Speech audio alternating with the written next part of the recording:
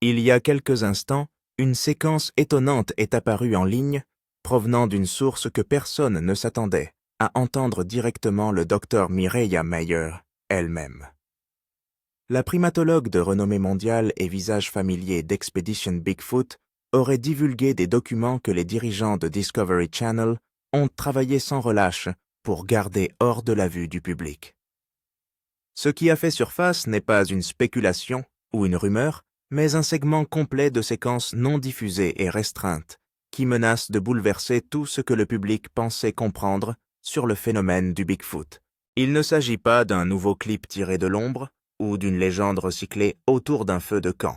Selon ceux qui l'ont déjà visionné, la séquence a été enregistrée lors d'une expédition non enregistrée dans une région classée du nord-ouest du Pacifique, une zone qui n'a jamais été révélée dans l'émission.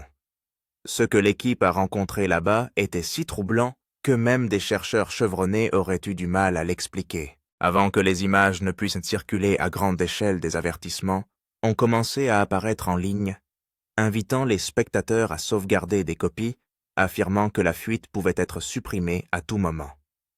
Des sources proches de la production affirment que le matériel provient d'une mission hors réseau d'une semaine qui n'a jamais été destinée au public. Le Dr Mayer ainsi que Bryce Johnson et Ronnie LeBlanc se sont aventurés plus profondément dans la chaîne des cascades de l'Oregon que toute autre équipe d'Expedition Bigfoot. Le terrain était isolé et accidenté et loin des zones de recherche établies. L'équipe a utilisé des systèmes d'imagerie thermique avancés et des drones détecteurs de mouvement pour suivre une signature thermique non identifiée se déplaçant dans des corridors forestiers denses. Au début, les données suggéraient un troupeau d'élans. Mais au fur et à mesure que la nuit avançait, les relevés ont changé. La source de chaleur est devenue solitaire verticale massive. Les mesures ont indiqué une silhouette de près de 2 mètres de haut se déplaçant avec une précision délibérée et contrôlée sur un sol escarpé et irrégulier.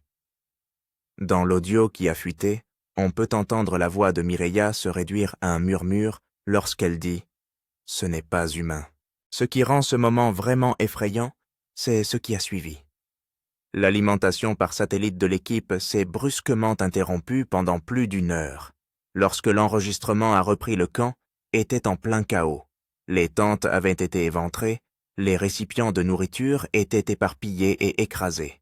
Les arbres à proximité portaient des marques profondes ressemblant à des griffes qui, selon les experts de la faune, ne correspondaient à aucun prédateur nord-américain connu. Selon des initiés, les assistants de production ont supplié l'équipe d'interrompre le tournage, craignant que les images ne passent jamais l'examen de la chaîne de télévision. Mireya a refusé. En tant que scientifique de formation, elle aurait fait valoir que la suppression de données de cette ampleur effacerait des années de recherche légitimes sur l'évolution et le comportement des primates. Dans ses notes de terrain, elle aurait écrit « Ce n'est pas du folklore, c'est de la biologie ». Les dirigeants de la chaîne, cependant, n'auraient pas été d'accord.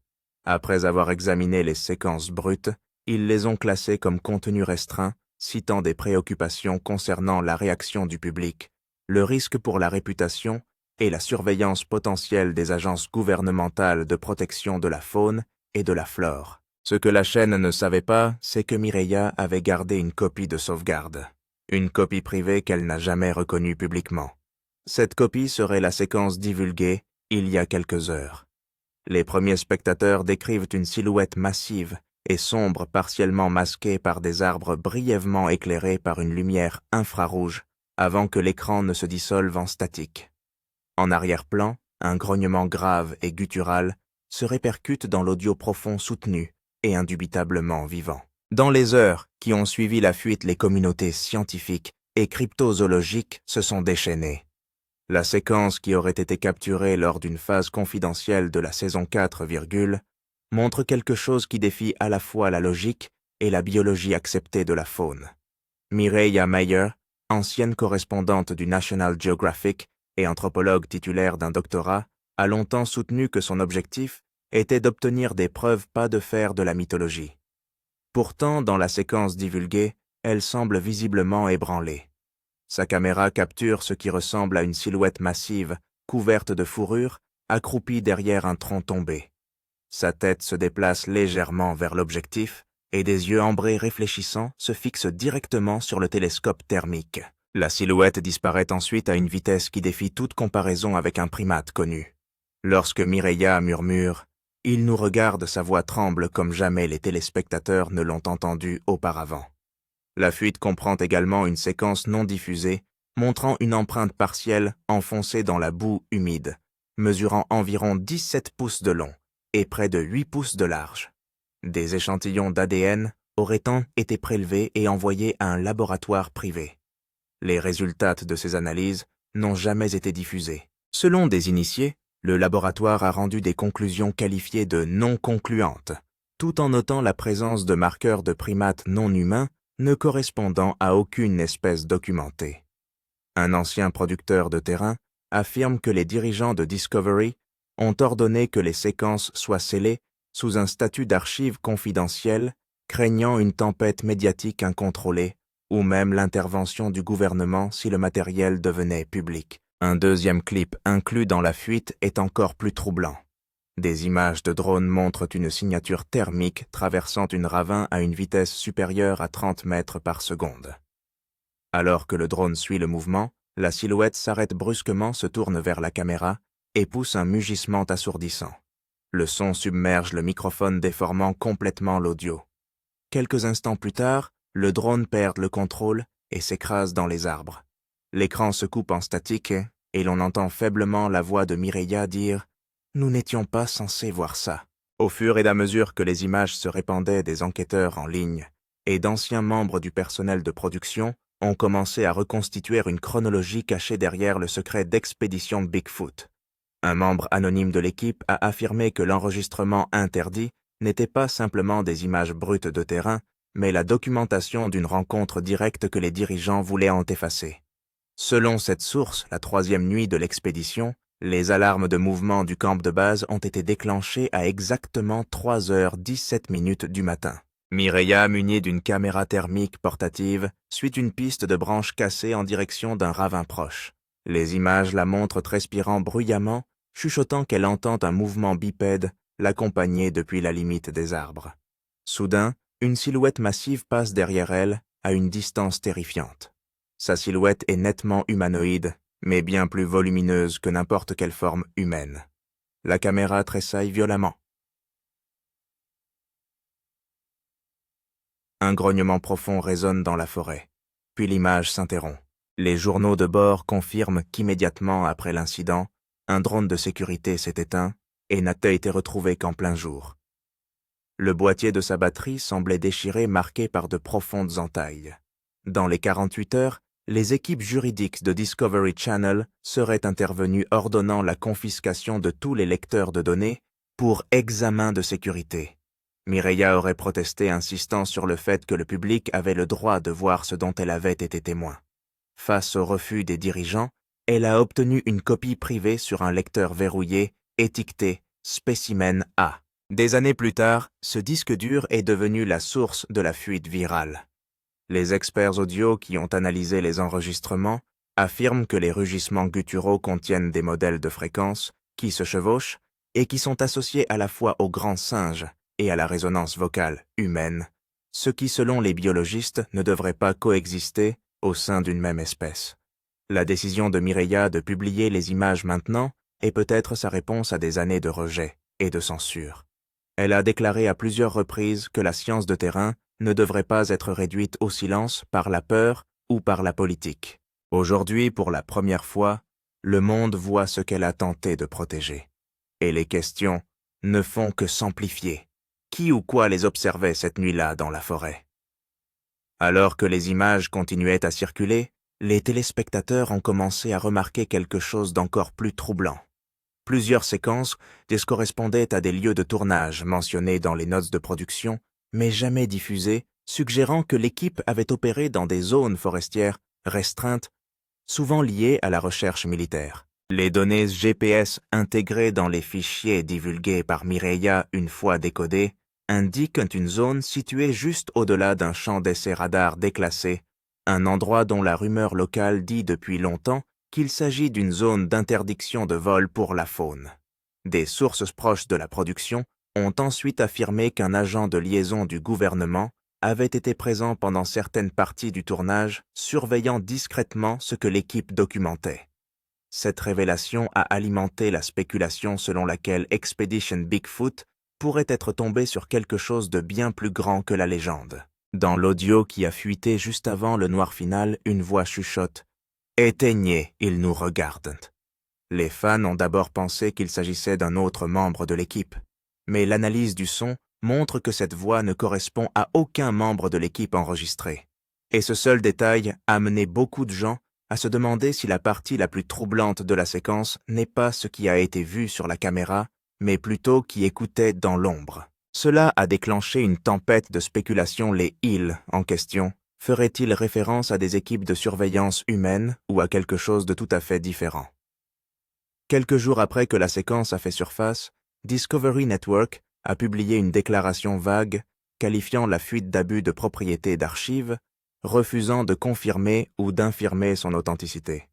Mais en coulisses, des initiés ont laissé entendre que des lettres de cessation et d'abstention étaient déjà en cours de rédaction à l'encontre des créateurs de contenu qui remettaient la vidéo sur le marché. Pendant ce temps, les comptes de Mireia sur les médias sociaux sont soudainement devenus sombres. Son dernier message avant de disparaître disait simplement « La vérité ne disparaît pas simplement parce qu'elle est gênante ». Cette simple phrase a provoqué une onde de choc dans la communauté d'Expedition Bigfoot.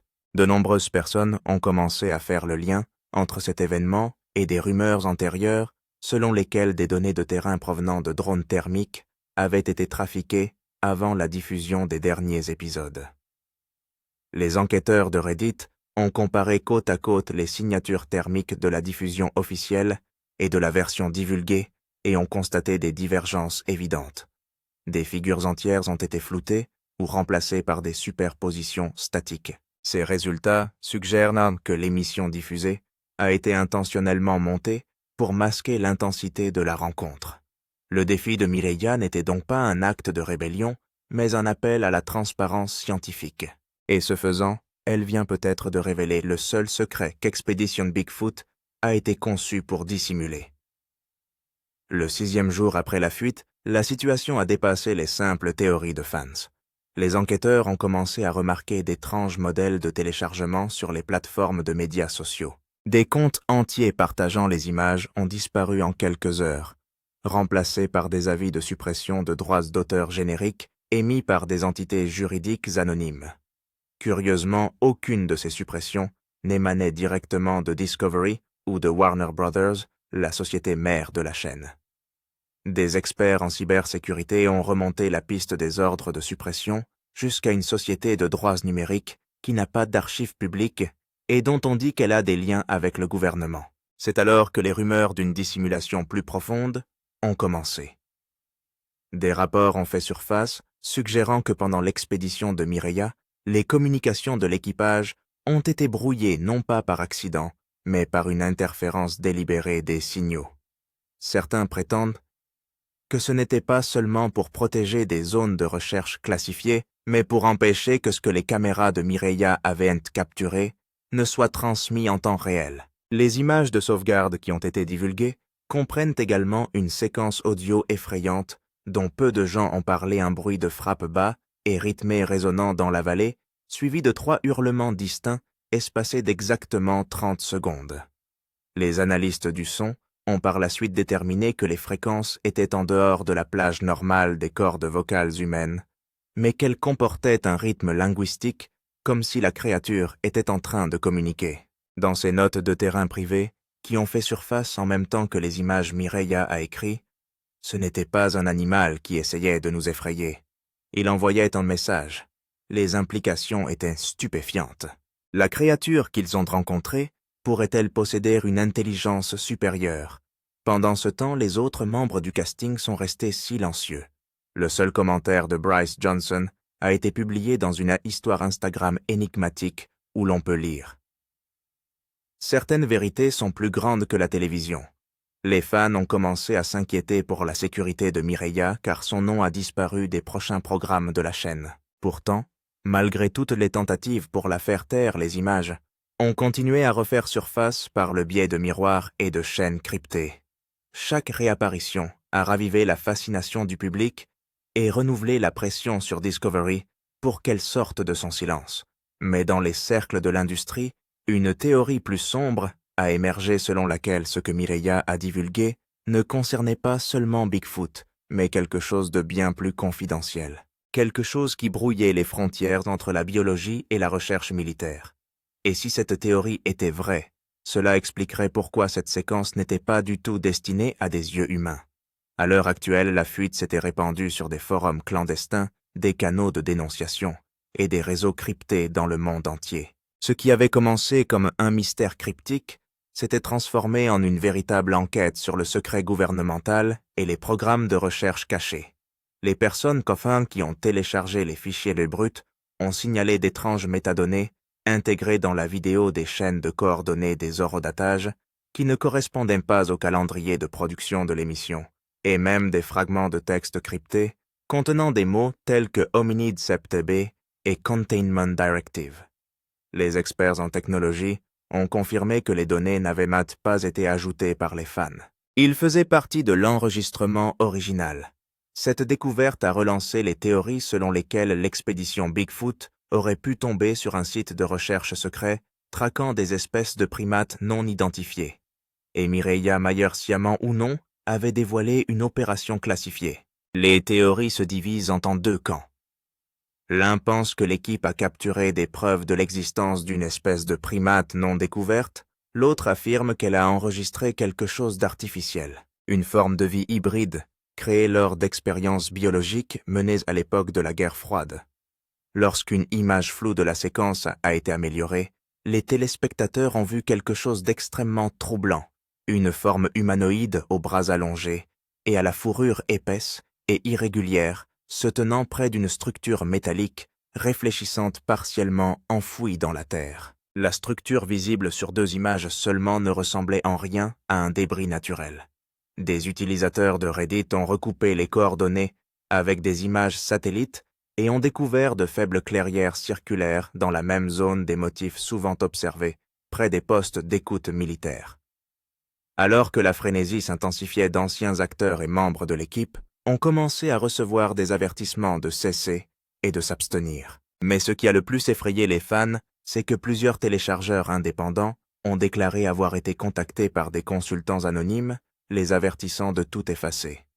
La voix de Mireia, cependant, a continué à résonner dans le chaos. Un journaliste qui a déclaré avoir parlé avec elle de manière confidentielle a indiqué qu'elle avait l'air déterminée. « Je ne l'ai pas divulgué pour semer la panique. Je l'ai fait parce que la vérité appartient à tout le monde, pas seulement à ceux qui ont une autorisation. » Si ce qu'elle dit est vrai, la séquence n'est pas seulement un aperçu de Bigfoot. Il s'agit d'une révélation sur ce qui est caché dans les forêts d'Amérique du Nord depuis des décennies, et sur les raisons pour lesquelles certaines découvertes ne sont jamais rendues publiques. Dans les jours qui ont suivi le tollé mondial, plusieurs journalistes ont tenté de vérifier l'authenticité des images en remontant à leurs sources. Toutes les pistes ont abouti à un transfert de données sécurisé provenant d'un serveur non divulgué situé dans le sud de la Floride, exactement là où se trouve le siège de la fondation de recherche de Mireia Mayer. Les initiés pensent donc qu'elle a sauvegardé les dossiers passés pendant des années, attendant le bon moment pour les divulguer. Ce moment n'est pas clair, mais des fuites de courriels entre les directeurs de production suggèrent que Discovery se préparait à diffuser une version aseptisée de la même expédition dans le cadre d'une émission spéciale en deux parties. La fuite de Mireia pourrait avoir été une attaque préventive, une façon d'empêcher la vérité d'être enterrée sous les montages télévisés et les clauses de non-responsabilité de l'entreprise. Les analystes légistes qui ont examiné les images ont confirmé qu'elles n'avaient pas été modifiées numériquement. La compression des pixels, l'éclairage ambiant et les horodatages correspondaient aux images authentiques des caméras rouges de l'émission. Cette découverte a mis à mal la dernière défense des sceptiques. Mais ce qui a le plus étonné les experts, c'est la piste audio. Sous le bruit ambiant, se cachait une fréquence faible presque harmonique détectée uniquement par analyse spectrographique.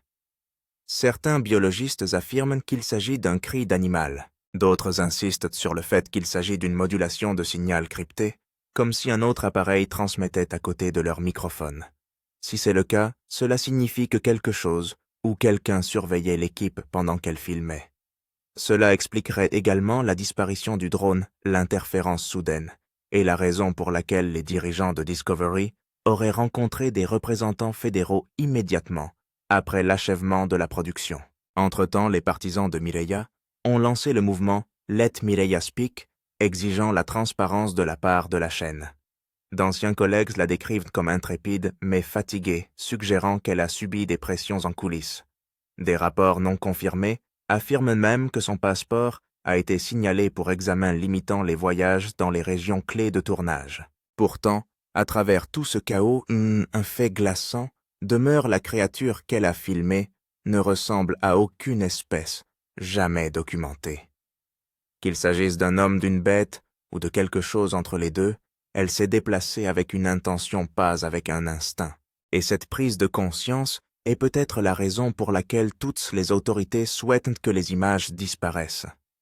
Dans les dernières heures qui ont précédé la disparition de ses réseaux sociaux, Mireia Mayer aurait envoyé un message crypté à une poignée de contacts de confiance de scientifiques, de journalistes et d'anciens membres d'équipage.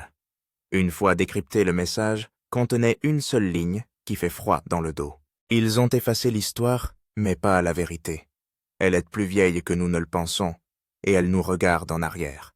Ces mots sont devenus la pierre angulaire de ce que les enquêteurs en ligne appellent désormais les dossiers Mayer. Ce qui a suivi a ébranlé les communautés scientifiques et du spectacle.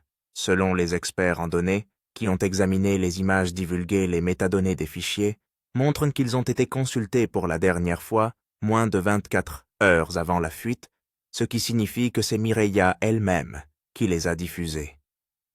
Dans cette version brute, la séquence finale ne ressemble à rien de ce qui a été vu dans les recherches télévisées sur les crypto-monnaies. Les images montrent notre Mireia se dirigeant vers un bosquet de cèdres, où des détecteurs de mouvement ont été déclenchés quelques minutes auparavant. Sa voix est calme, mais remplie de crainte, lorsqu'elle murmure « Il est là ». La caméra fait un panoramique sur un brouillard épais, et pendant quelques secondes, une silhouette imposante apparaît.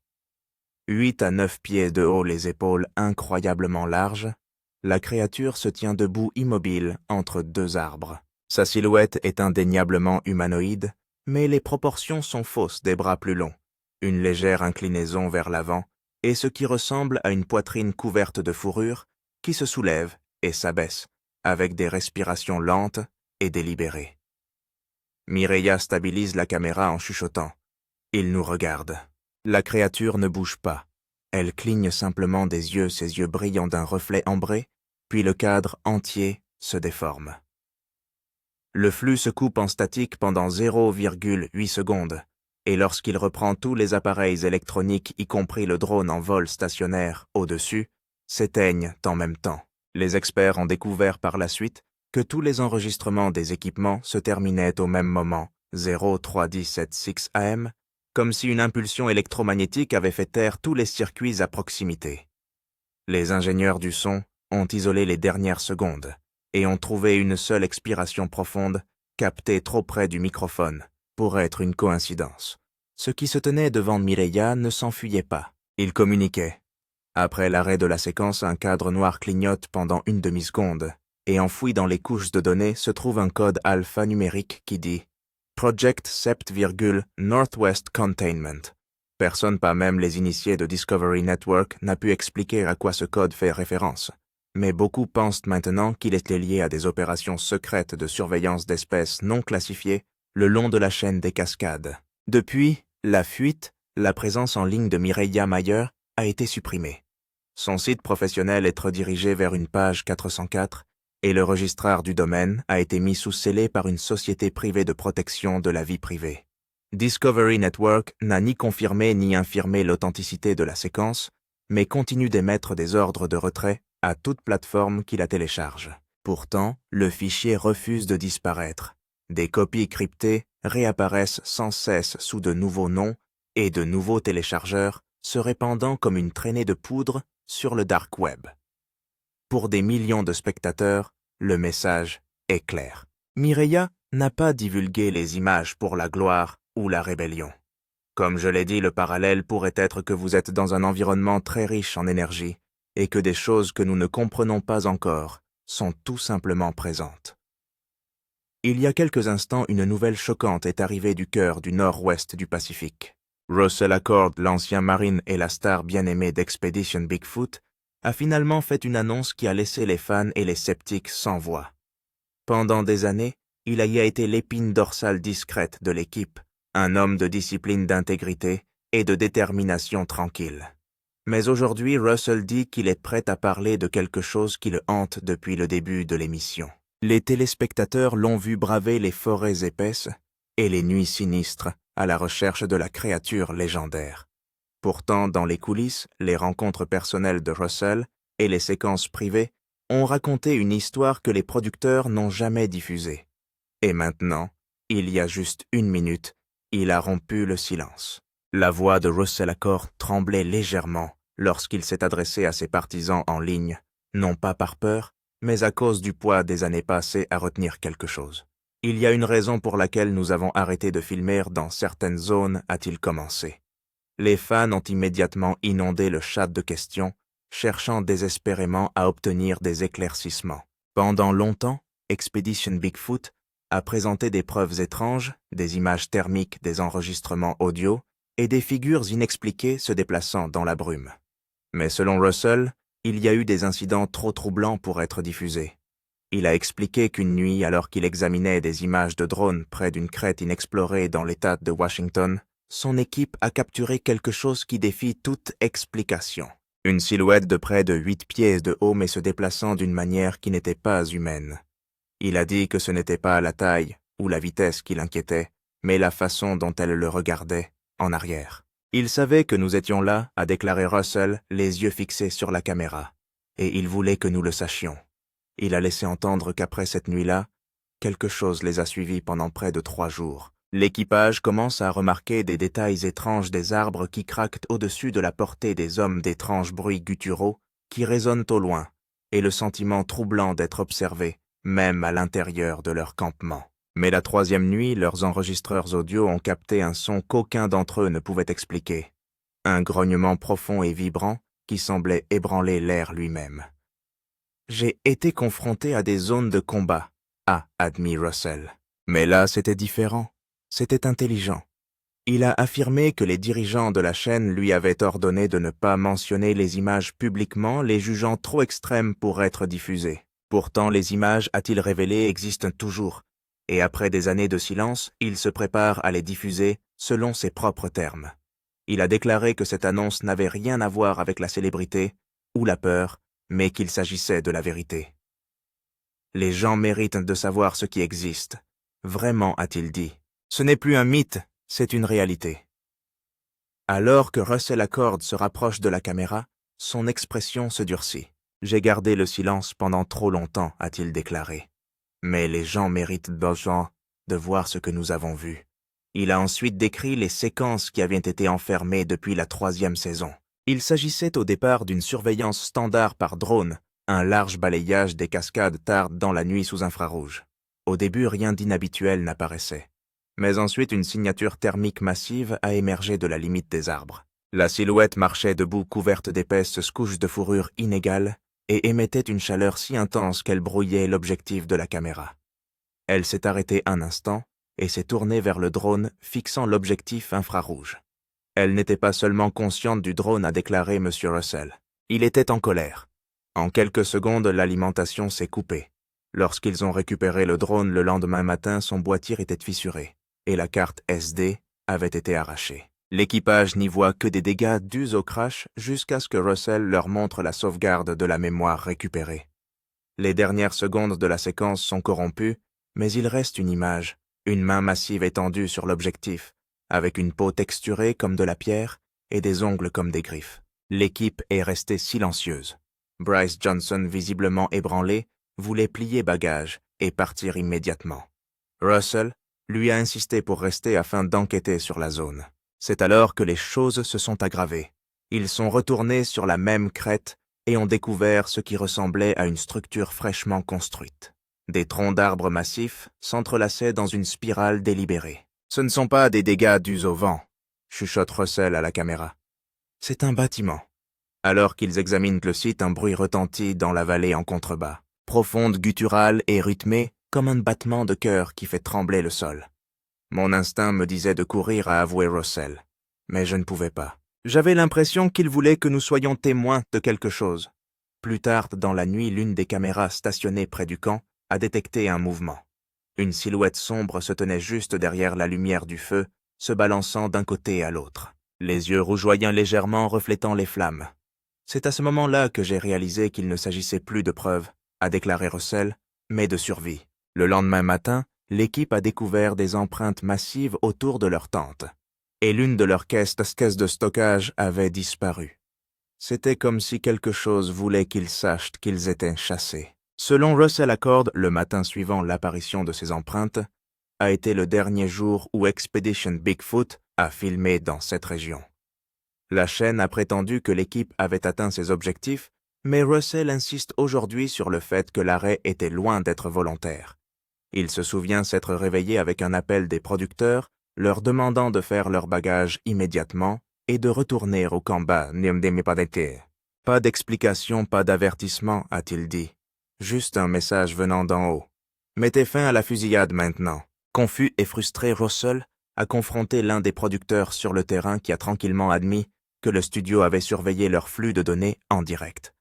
Au moment où cette structure étrange est apparue sur la caméra, la sécurité de l'entreprise serait intervenue.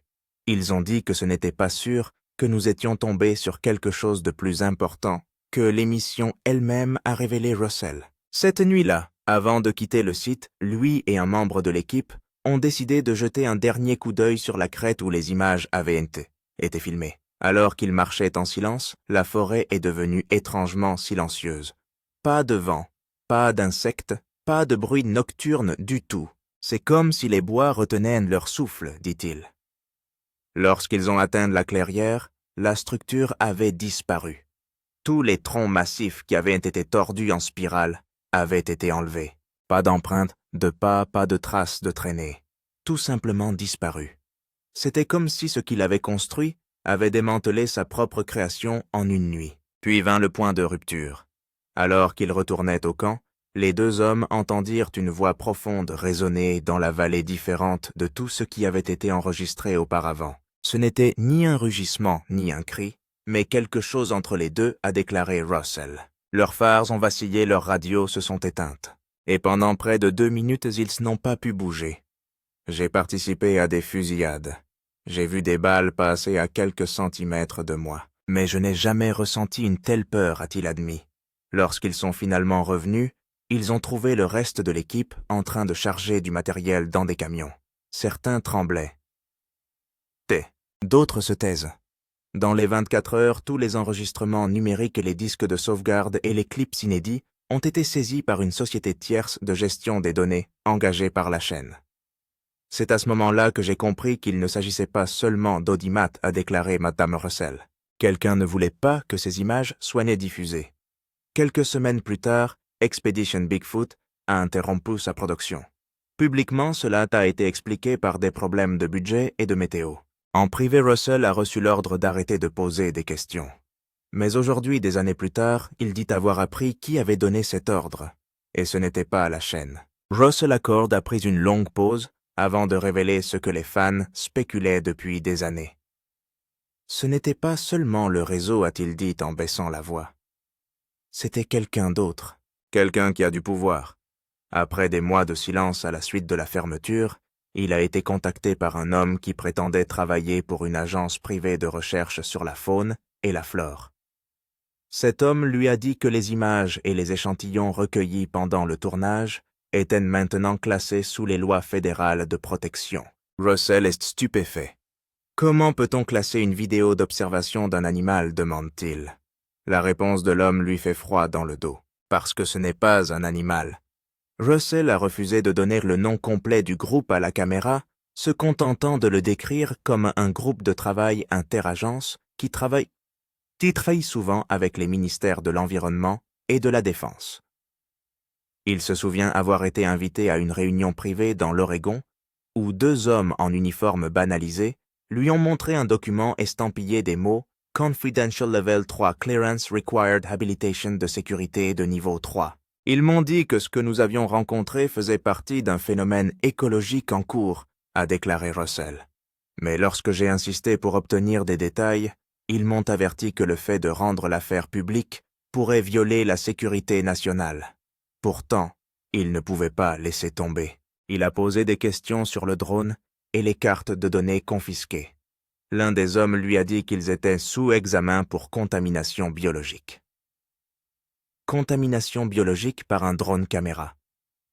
Cette phrase n'avait pas de sens jusqu'à ce que Russell remarque que les rapports médicaux de son équipage déposés après l'expédition faisaient état de lectures anormales, de fluctuations inhabituelles de la tension artérielle, de fièvre légère et de troubles du sommeil durant des semaines. Un membre de l'équipe a même affirmé avoir entendu des voix étranges et mimétiques près de sa maison, quelques jours après son retour. C'était comme si quelque chose s'était attaché à nous, a expliqué Russell. Nous avons quitté la forêt, mais elle ne nous a pas quittés. Les fonctionnaires lui ont demandé de cesser de contacter son équipe, d'annuler toutes les interviews et de restituer toutes les séquences restantes. Lorsque Russell a refusé sa communication avec la chaîne, c'est brusquement arrêté. Les appels téléphoniques sont restés sans réponse. Les courriels ont disparu. Peu après, il a remarqué que des VLT noirs étaient intégrés près de sa propriété.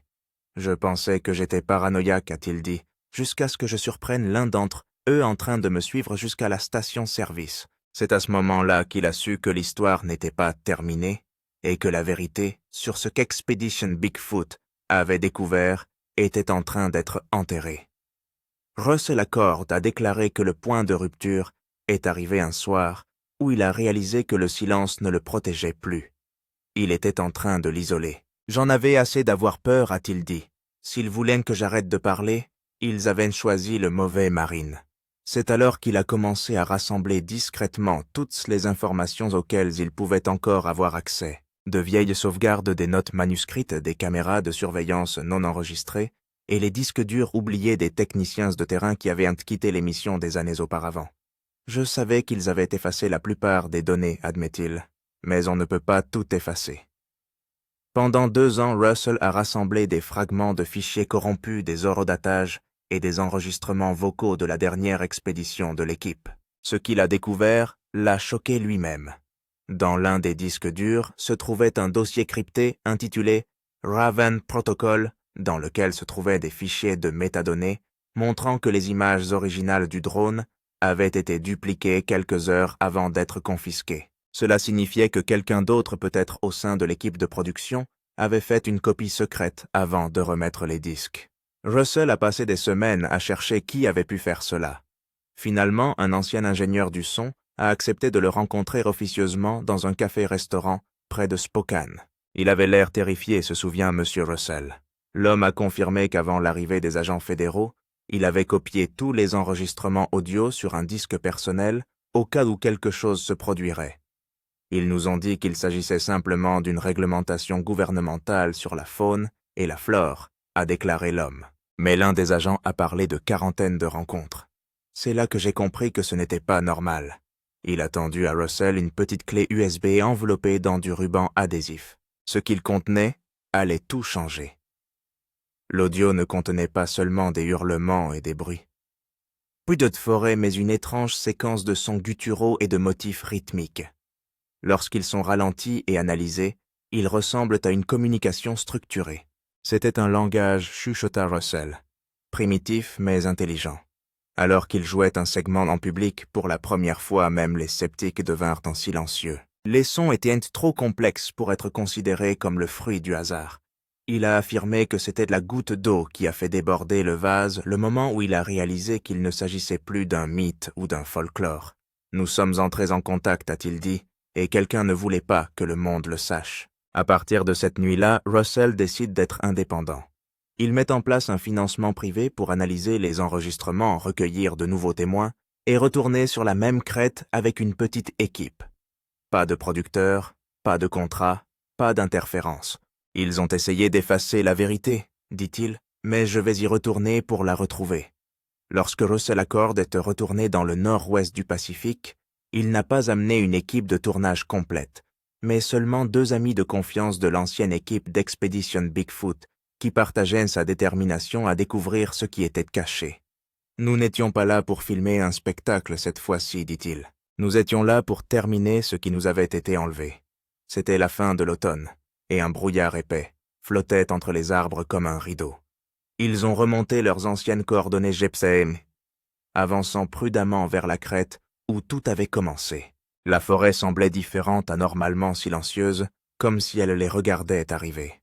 Chaque pas donnait l'impression de marcher dans la mémoire, se souvenait Russell, mais quelque chose n'allait pas. Plus il s'enfonçait, plus il remarquait des changements subtils dans le terrain. Des arbres tordus de façon anormale, des plaques de terre brûlées, et ce qui ressemblait à d'énormes traces de traînées sur le sol de la forêt. Cette crête n'était pas intacte, a-t-il dit. On aurait dit que quelque chose avait été creusé. Lorsqu'ils atteignirent la clairière, où se trouvait autrefois la structure en spirale, le sol était fraîchement remué, comme si des machines massives y avaient creusé récemment. « Quelqu'un était venu ici », chuchota Russell. « Pas des animaux, des humains. Il a trouvé de petits fragments de matériaux synthétiques enfouis dans la terre, de la fibre de verre, du métal brûlé et même des tubes en plastique fondus. On aurait dit des restes d'équipements peut-être issus d'une opération de nettoyage. C'est alors qu'un de ses coéquipiers l'a appelé. Dans un tronc d'arbre tombé, il y avait une seule empreinte de pas allongée longue, de près de 15 cm et enfoncée profondément dans le bois lui-même. Russell s'est accroupi et l'a examiné de près. Ce n'était pas humain. Ce n'était pas nu, a-t-il dit. C'était le même modèle que nous avions trouvé il y a des années, mais celui-ci était frais. Soudain, un bruit sourd et résonnant a résonné dans la vallée comme un poing géant frappant le sol. Il venait d'en dessous de nous, a-t-il dit. La terre a vibré. Ils ont immédiatement remballé leur matériel et se sont retirés au camp. Mais cette nuit-là, la forêt s'est à nouveau animée. Les mêmes sons gutturaux de l'enregistrement USB résonnaient maintenant autour d'eux, cette fois-ci plus proches et superposés, comme si plusieurs voix s'appelaient à l'unisson. Ils communiquaient, dit Russell, répondant à quelque chose que nous ne pouvions pas entendre. L'un de ces capteurs de mouvement s'est déclenché, et la caméra thermique a capturé une signature thermique en mouvement massif humanoïde et rapide. Il s'est arrêté juste en dehors de la portée de la lumière, regardant droit vers le feu de camp. Russell a juré qu'il pouvait voir de faibles yeux rouges clignoter à travers la brume. C'est à ce moment-là que j'ai su, a-t-il dit à voix basse. Ce n'était pas une simple créature, elle gardait, elle, quelque chose. Ils pensent que ce sur quoi ils sont tombés, il y a des années, n'était pas qu'un simple habitat. C'était une frontière, et ils l'avaient franchie. Russell Accord a déclaré que ce qu'ils ont découvert ensuite ne ressemblait à rien de ce qu'il avait vu au cours de toutes ces années d'exploration de la nature sauvage. Lorsqu'ils sont retournés sur la crête le lendemain matin, la forêt semblait perturbée, comme si la terre elle-même s'était déplacée pendant la nuit. Le sol s'était enfoncé à un endroit, a-t-il dit. Ce n'était pas l'érosion. Quelque chose avait été enterré à cet endroit et voulait en sortir. Ils commencèrent à creuser avec précaution, découvrant une couche de terre tassée qui menait à quelque chose de dur en dessous.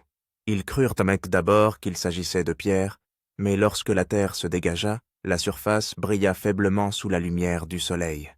C'était du métal lisse, courbé et froid, au toucher. Ce n'était pas la nature, dit Russell avec fermeté.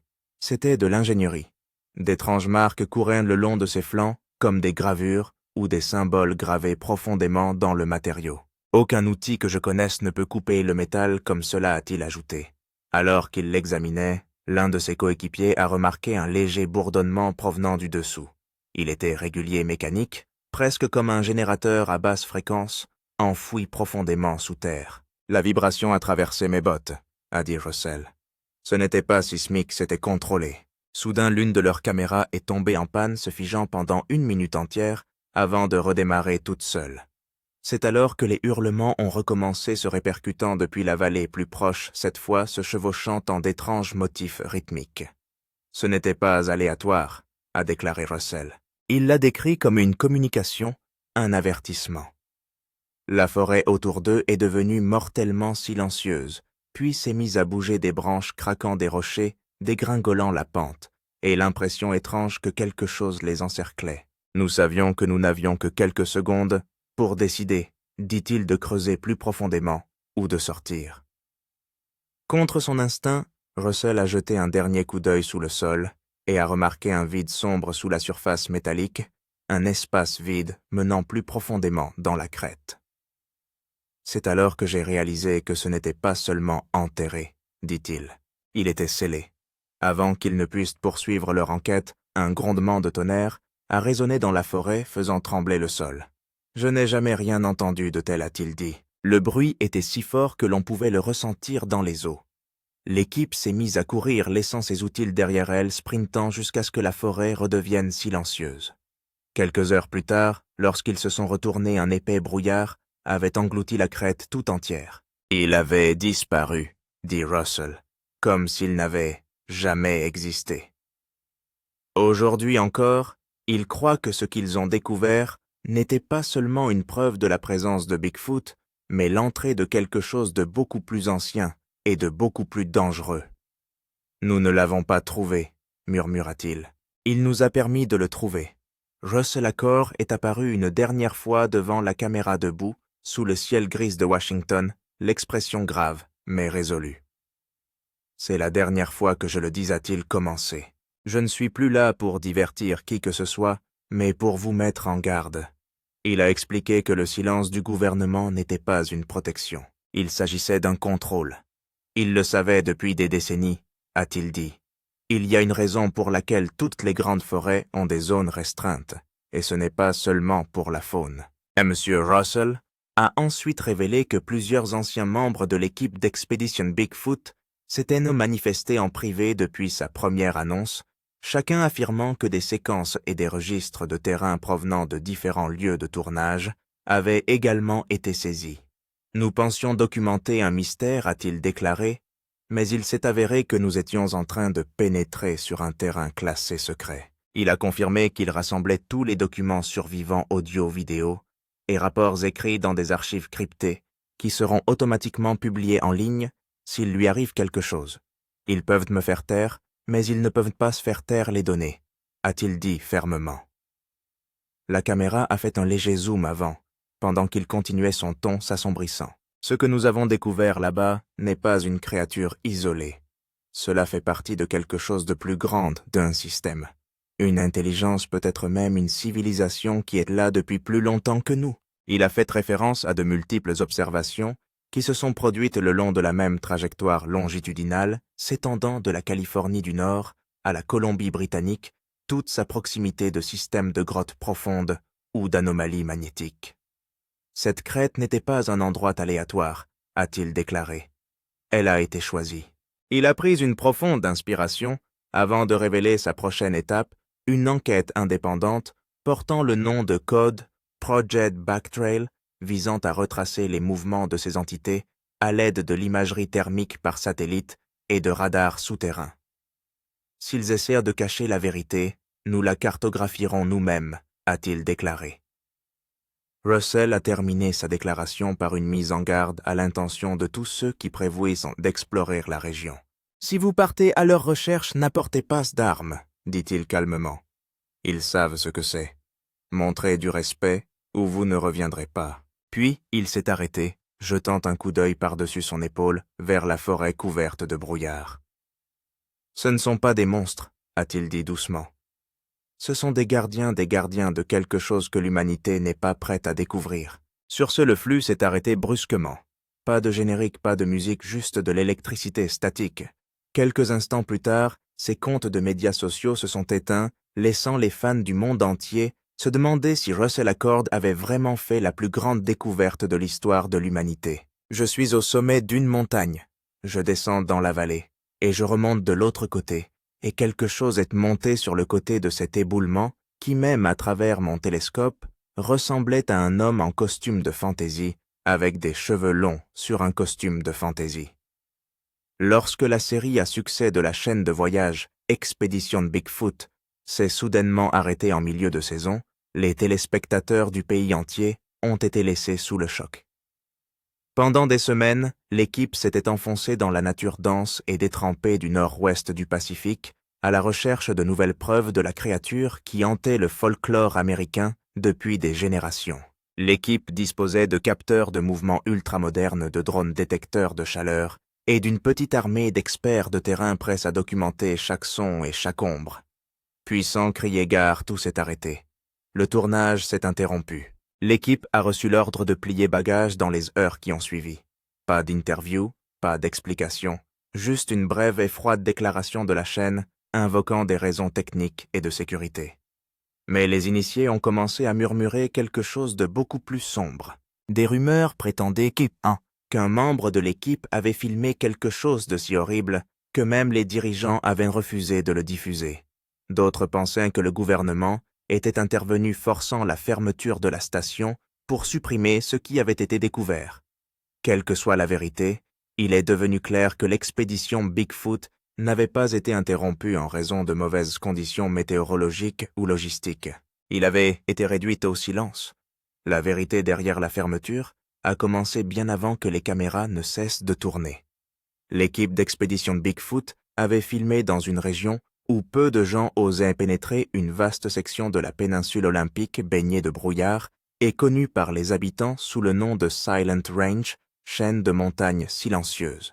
Des générations de familles d'exploitants forestiers avaient transmis des histoires sur des sons étranges qui résonnaient dans les montagnes la nuit et sur quelque chose d'énorme qui se déplaçait entre les arbres lorsque la lune était basse.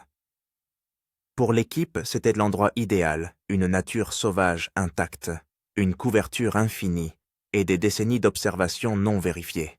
Mais dès leur arrivée, quelque chose ne va pas dans cette forêt. L'air est anormalement calme.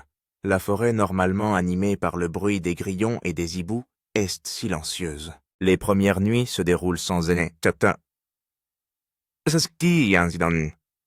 avec seulement quelques coups d'arbre ou des hurlements lointains.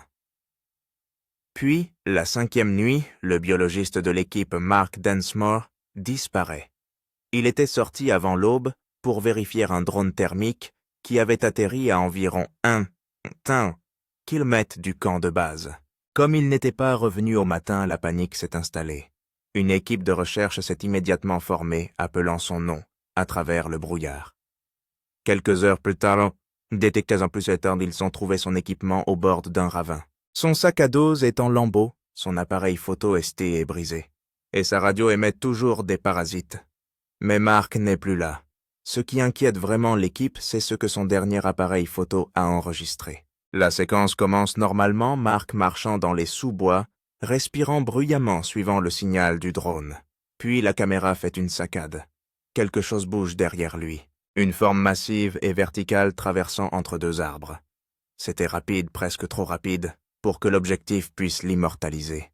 Puis un bruit a retenti, un grognement profond guttural qui ne ressemble à aucun animal connu. Le cadre tremble violemment et l'écran devient noir. Lorsque les producteurs ont revu le clip plus tard, ils ont remarqué quelque chose d'autre. 2 yeux luisants, reflétant la lumière infrarouge, verrouillés directement sur la position de Mark.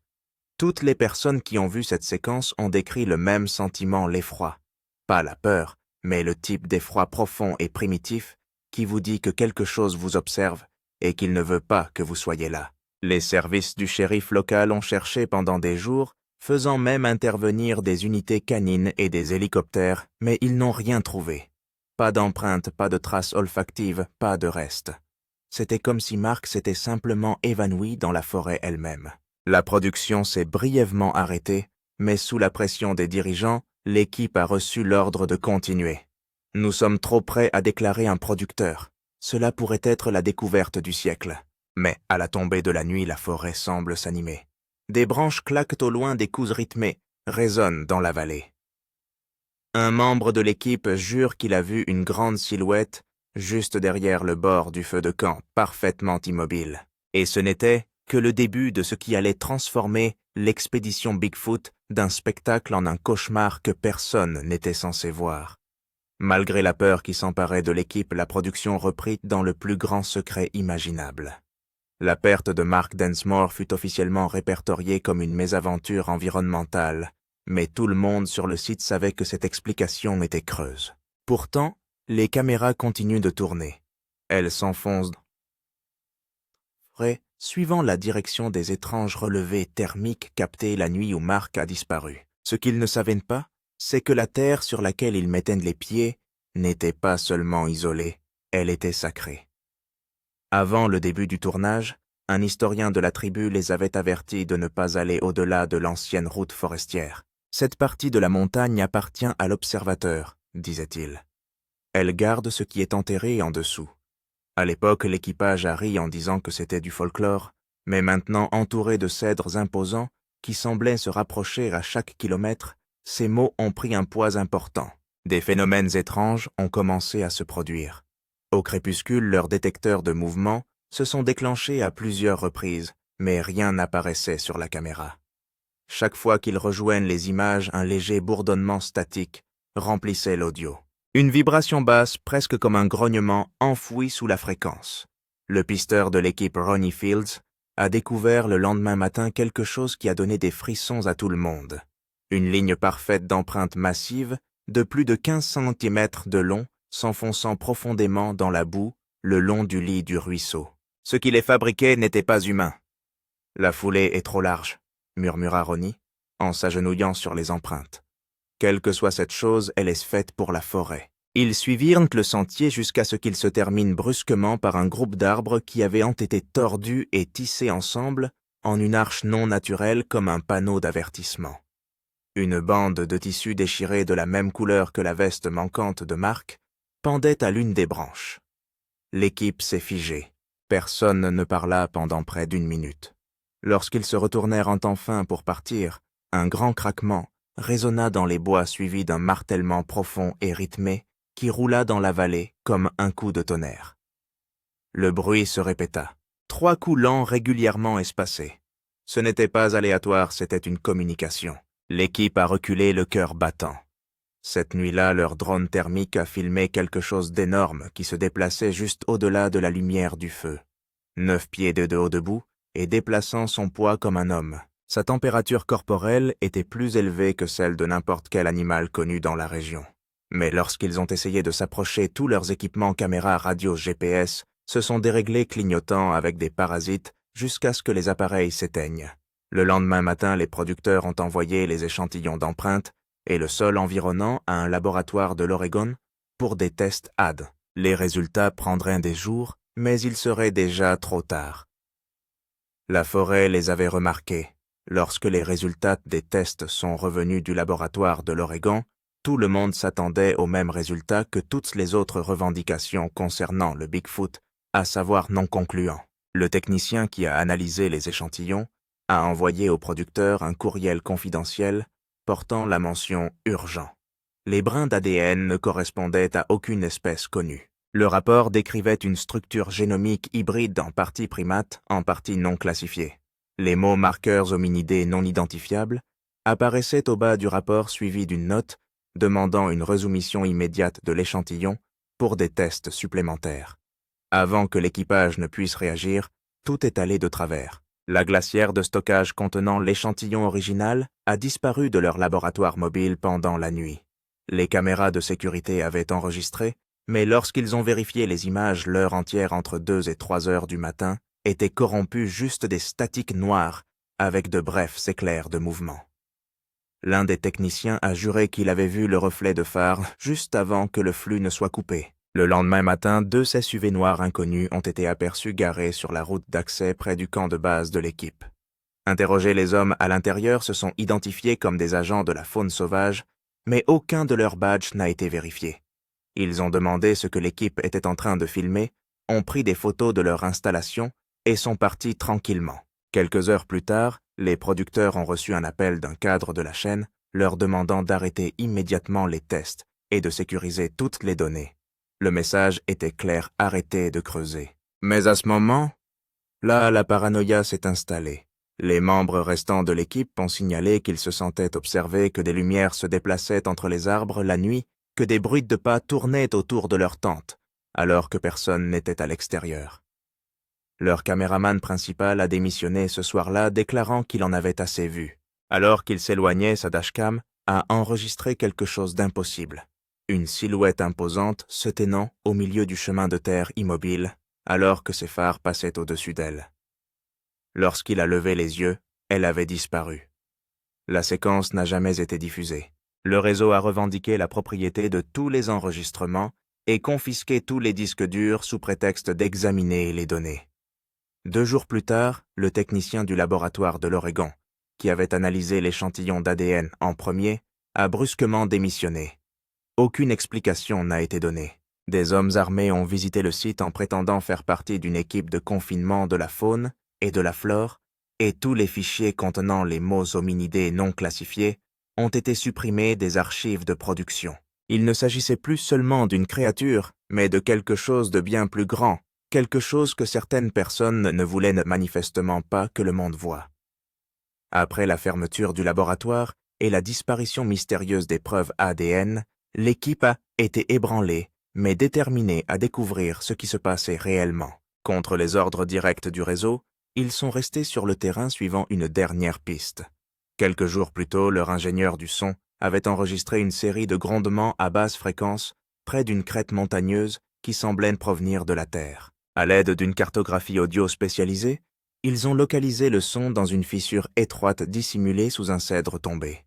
Lorsqu'ils ont dégagé l'entrée, une bouffée d'air froid s'est déversée, humide, nauséabonde et lourde de pourriture. Ils ont découvert un réseau de grottes cachées intactes et non documentées. Ignorant leur épuisement et leur peur, 3 membres sont descendus dans l'obscurité armés de lampes frontales et d'appareils photo. Plus ils s'enfonçaient, plus ils avaient l'impression que l'endroit n'était pas naturel. Les murs étaient gravés d'étranges signes et des symboles qui ne correspondaient à aucune langue connue, mais qui semblaient étrangement délibérés.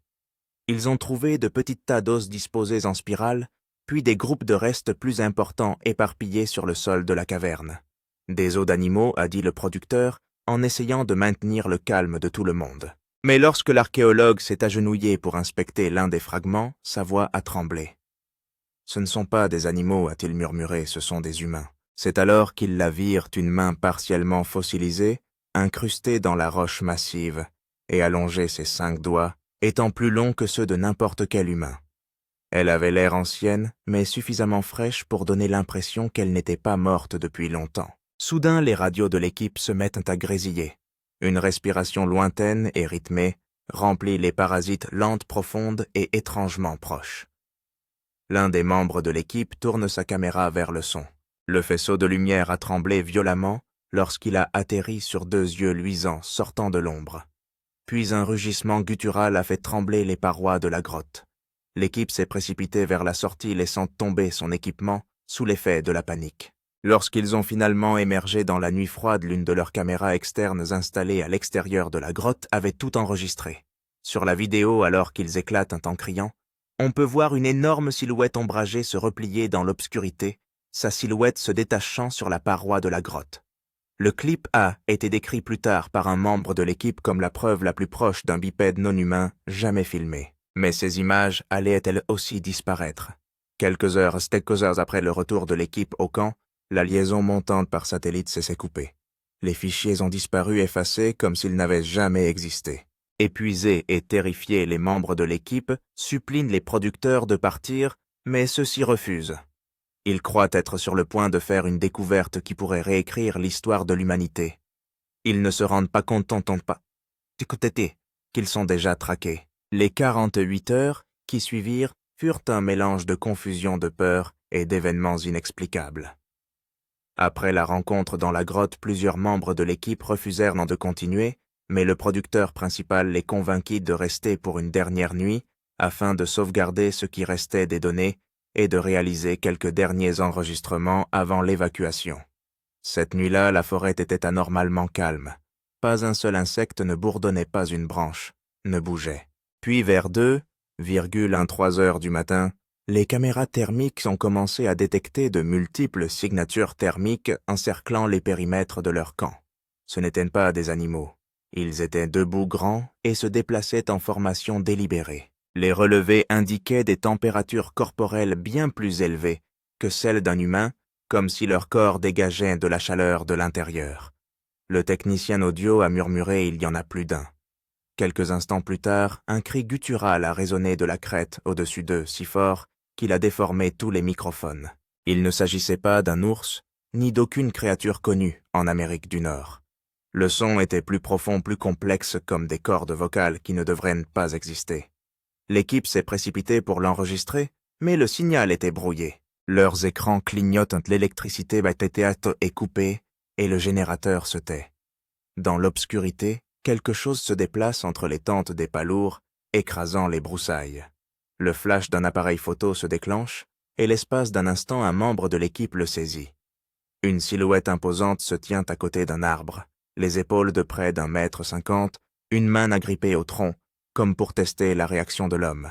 À la fin du flash, il avait disparu, mais le mal était fait. Les nerfs de l'équipe ont complètement lâché. Au lever du soleil, le sol de la forêt était jonché de matériel, abandonné de trépieds, renversés, et de réserves de nourriture dévalisées.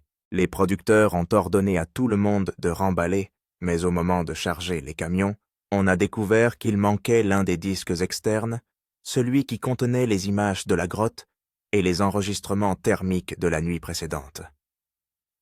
Quelques heures plus tard, un convoi de 4x4 banalisés est arrivé sur le site.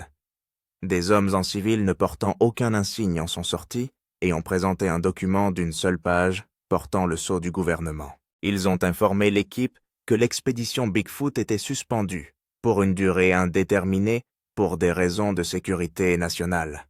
Toutes les données brutes, les séquences et les échantillons devaient être rendus immédiatement. Les producteurs ont tenté de discuter, mais les hommes ont précisé qu'il ne s'agissait pas d'une demande. Chaque disque, chaque carte SD, chaque journal de bord a été confisqué. Le lendemain, l'ensemble du complexe de production a été démantelé sous supervision militaire. La chaîne a publié un vague communiqué de presse dans lequel elle a blâmé des complications logistiques et des risques environnementaux, mais officieusement des initiés ont affirmé que les séquences montraient quelque chose qui remettait en question les limites acceptées de la science biologique. Quelle que soit la vérité, elle a été enterrée sous le poids du secret. Et pour l'équipage, ce qui a été laissé derrière n'était pas seulement des images manquantes, c'était un souvenir qu'aucun d'entre eux n'oublierait jamais. Dans les semaines qui ont suivi la fermeture, le silence est tombé plus vite que la raison. Les membres de l'équipage ont essayé de reprendre une vie normale, mais chaque tentative de parler de ce qui s'est passé s'est heurtée à une résistance soudaine. Les appels ont été interrompus au milieu de la phrase, les courriels ont été renvoyés et les comptes des médias sociaux ont été mystérieusement suspendus. En l'espace d'un mois, Expedition Bigfoot a été supprimé de la programmation de Travel Channel comme s'il n'avait jamais existé. Même les épisodes archivés ont été discrètement retirés de la liste remplacée par des rediffusions d'autres programmes. Les personnes qui ont contacté la chaîne pour obtenir des réponses ont reçu des réponses génériques sur la restructuration créative. Mais en coulisses, restait ou pas, quelque chose de plus sombre était en jeu. Un opérateur de caméra a signalé des véhicules étranges garés près de son domicile pendant des jours. Un autre a découvert que son espace de stockage en ligne avait été effacé. Toutes les photos, tous les clips sont disparus à l'exception d'un seul fichier corrompu portant la mention « Ne pas retourner ». Lorsqu'il l'a ouvert, il n'y avait que 3 secondes de son, une respiration lourde, puis 3 coups lents. Beaucoup ont été mais cela sur le compte de la paranoïa, mais les coïncidences n'ont cessé de s'accumuler. Puis vinrent les contrats. La chaîne délivra des NDA actualisés à tous les anciens membres du personnel, les menaçant de poursuites judiciaires si quelqu'un parlait publiquement de l'expédition perdue. Ceux qui refusaient se retrouvaient sur la liste noire des futures productions. La maison d'un technicien de terrain a été cambriolée, son ordinateur portable volé, mais rien d'autre n'a été touché. Un garde forestier local qui avait travaillé comme consultant a déclaré dans un podcast que quelque chose avait été trouvé là-haut qui ne pouvait pas être expliqué par la science. 2 semaines plus tard, son interview a été retirée et son compte supprimé. Les forums conspirationnistes ont commencé à s'agiter. Des messages anonymes affirmant que l'émission avait permis de découvrir la preuve de l'existence d'une deuxième espèce intelligente, originaire d'Amérique du Nord, qui avait été délibérément cachée pendant des décennies.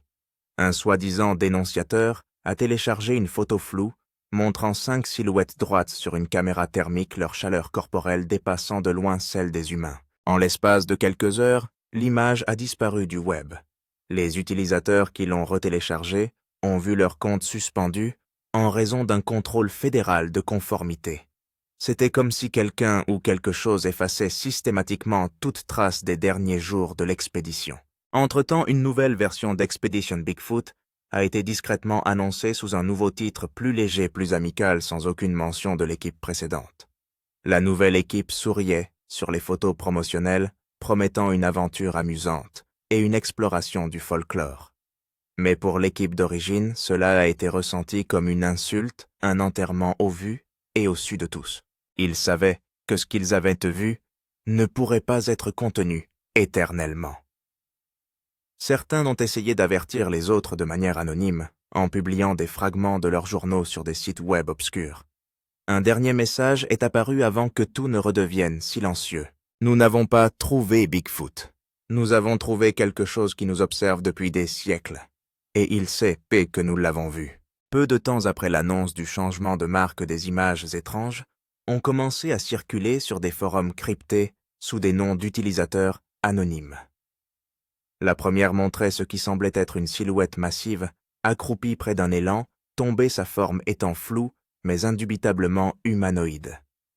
La seconde montrait une paroi de grotte couverte de symboles de spirales en boucle et d'empreintes de mains disposées selon des schémas symétriques qui semblaient rituels. Chaque photo était estampillée avec des métadonnées liées aux dates de tournage de l'expédition Bigfoot, mais ceux qui ont essayé de les vérifier ont constaté que les données étaient corrompues quelques minutes après le téléchargement. Ensuite, des clips plus inquiétants ont fait surface. Une courte vidéo thermique montrait 5 signatures thermiques se déplaçant à l'unisson sur une ligne de crête surplombant les arbres environnants. Le téléchargeur a affirmé que la photo avait été prise la nuit précédant la fermeture. Il ne se cachait pas de, nous disait le message, il nous encerclait. En l'espace de quelques heures, la vidéo a disparu et chaque téléchargement ultérieur a fait l'objet d'un avis de retrait faisant référence à la loi sur la sécurité nationale. Cette seule phrase a provoqué une onde de choc dans la communauté cryptographique en ligne. Pourquoi une classification gouvernementale serait-elle utilisée pour une prétendue fuite d'émissions de télé-réalité? Ceux qui avaient sauvegardé des copies des images ont affirmé que leurs appareils ont commencé à dysfonctionner, les téléphones surchauffant, les disques durs s'effaçant d'eux-mêmes, les signaux Wi-Fi s'interrompant au moment où les fichiers s'ouvraient. Certains y ont vu une coïncidence, d'autres une dissimulation. Quelques chercheurs ont tenté d'analyser le fond sonore de la vidéo et ont découvert quelque chose d'effrayant, une faible voix sur l'enregistrement chuchotant « Ne reviens pas en arrière ». Lorsque le compte du dénonciateur responsable de la mise en ligne des images a été retracé, il a abouti à un profil supprimé correspondant à un nom figurant sur la liste originale de l'équipe de production. Peu de temps après, un prétendu initié a contacté un journaliste marginal affirmant que les images avaient été emmenées dans un centre d'archives classifié au Nevada où elles ont été cataloguées en tant qu'anomalies biologiques de niveau 3, Selon la même source, toute personne surprise en train d'essayer de divulguer d'autres preuves s'exposerait à des poursuites en vertu de la loi sur l'espionnage. Malgré la peur, les fuites se sont poursuivies, toutes plus obsédantes les unes que les autres. Des images fixes du reflet des yeux sur les arbres, d'énormes empreintes de mains pressées dans la boue, et une dernière image qui s'est répandue plus vite que les autres. Une photo nocturne du camp prise d'en haut, montrant des signatures thermiques non seulement autour des tentes, mais aussi à l'intérieur. C'était comme si quelque chose était entré sans déranger la moindre fermeture éclair. Peu de temps après la publication de cette image, le forum sur lequel elle avait été postée a fermé définitivement. Le dernier message de l'administrateur indiquait « On nous a demandé d'arrêter. Ce n'est plus du folklore. » Pourtant, même si les preuves disparaissent, pièce par pièce, la question qui hante tout le monde demeure: si les images sont fausses, pourquoi le monde est-il si désespéré de les effacer? Des mois se sont écoulés avant que quiconque de l'équipage original n'ose parler à nouveau. La plupart ont disparu dans des vies tranquilles, sous des noms d'emprunt, tandis que d'autres se sont tout simplement retirés de la société. Mais au début du printemps, un courriel anonyme a commencé à circuler parmi les journalistes et les chercheurs. L'objet du message était le suivant: la vérité sur ce que nous avons trouvé. À l'intérieur se trouvait un lien crypté unique menant à un disque caché. Il contenait 3 fichiers vidéo sans horodatage, ni métadonnées, ni générique. Le premier était une séquence brute de drone. La canopée de la forêt s'étendait à l'infini jusqu'à ce que la caméra plonge et se concentre sur une clairière près d'un ruisseau. Là au centre du cadre se tenait une silhouette massive droite immobile. Ses proportions étaient humaines, mais ses bras étaient trop longs, sa posture trop parfaite. Lorsque le drone s'est rapproché, la créature a tourné la tête et a regardé directement l'objectif. Pendant une seconde, ses yeux ont brillé d'une lumière ambrée avant que le flux ne soit coupé par des parasites. Le second fichier était plus sombre, pris à partir d'une caméra portable au fond de la grotte. L'image était granuleuse, le faisceau de la lampe de poche tremblait violemment, éclairant des murs couverts de bouts de traces de griffes et de restes de squelettes. Puis l'objectif se tourne vers un objet à moitié enfoui dans la terre, une cage thoracique massive, fusionnée avec des vertèbres humaines. Le caméraman murmure « Ce n'est pas censé être là ». Avant que la caméra ne s'éteigne, un son résonne en arrière-plan, une respiration profonde et rythmée qui s'amplifie, se rapproche jusqu'à ce que la vidéo s'arrête brusquement. Le troisième fichier est le plus court mais le plus obsédant. Il montre la dernière nuit de l'équipe au camp. À travers la lentille infrarouge, les tentes brillent d'une faible lueur rouge sur le sol froid de la forêt. Puis une à une des formes ont commencé à apparaître autour du périmètre, des formes hautes et denses de chaleur qui marchaient juste au-delà de la lumière. L'une d'entre elles s'est approchée de la tente centrale et s'est arrêtée. Pendant un moment, elle a semblé regarder directement la caméra. Puis il a levé un bras et a donné 3 coups lents contre un arbre, chacun résonnant comme un avertissement. La vidéo s'interrompt. Quelques jours plus tard, le lien a disparu du web. Ceux qui l'ont téléchargé ont signalé que les fichiers s'effaçaient d'eux-mêmes après avoir été visionnés. D'autres qui ont affirmé avoir copié les séquences ont déclaré que leur ordinateur s'était définitivement bloqué, ne laissant que des fragments corrompus, impossibles à récupérer. Peu après, une déclaration est apparue sur le site web de la chaîne de télévision Travel Channel. Expedition Bigfoot ne reviendra pas dans les prochaines saisons. Nous remercions nos téléspectateurs pour leur soutien. Pas d'explication. Des initiés ont affirmé par la suite que les images avaient été saisies et confiées à la garde du gouvernement. Et on ne sait pas grand-chose. On sait très peu de choses sur les structures sociales de certains singes. Les téléspectateurs sont stupéfaits lorsque de nouveaux détails choquants font surface au sujet de Mireya Mayer d'Expedition Bigfoot. La scientifique de la faune connue pour ses expéditions intrépides dans la jungle est soudainement devenue silencieuse, et les initiés affirment qu'il s'est passé quelque chose en coulisses qu'elle n'a jamais voulu rendre public. Les rumeurs ont commencé lorsque son équipe a remarqué un changement radical dans son comportement lors de la dernière enquête sur le terrain. Quelque chose qu'elle aurait rencontré au fond de la forêt l'a ébranlée comme jamais les fans ne l'avaient vu. Alors que les membres de l'équipe commençaient à chuchoter sur ce qu'elle avait découvert, les producteurs ont essayé de garder les images sous clé. Mais une fuite récente suggère que la vérité est bien plus troublante que ce à quoi tout le monde s'attendait.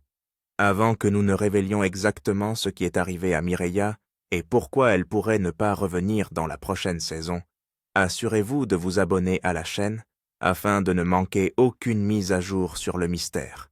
La situation aurait dégénéré au cours d'une enquête nocturne dans la région sauvage de Blue Ridge, lorsque Mireya s'est séparée de l'équipe pour ce qui était censé être un bref balayage du périmètre. Quelques minutes après qu'elle ait franchi la limite des arbres, sa radio s'est mise à crépiter, puis s'est devenue complètement silencieuse. Pendant près de 9 minutes, l'équipe n'a pas pu la joindre. Une période incroyablement dangereuse dans un environnement connu pour ses prédateurs, son terrain instable et son activité inexpliquée que l'émission a documentée pendant des années. Les membres de l'équipage ont admis plus tard que ces 9 minutes leur avaient semblé des heures, et plusieurs se préparaient à lancer une recherche d'urgence lorsque sa radio s'est soudainement rallumée. Mais au lieu de son ton régulier habituel, sa voix semblait secouée, tremblante et étrangement creuse, comme si elle venait d'être témoin de quelque chose qu'elle ne pouvait pas comprendre. Elle a dit à l'équipe de ne pas bouger, de ne pas appeler et de rester absolument immobile. Quelques instants plus tard, elle a émergé de la ligne sombre des arbres, trébuchant légèrement, ses vêtements couverts de terre, de la boue sur son épaule et une manche visiblement déchirée. Ceux qui l'ont vue de près ont dit que son visage était pâle et ses yeux écarquillés comme quelqu'un qui vient de rencontrer quelque chose qu'il essaie difficilement de rationaliser.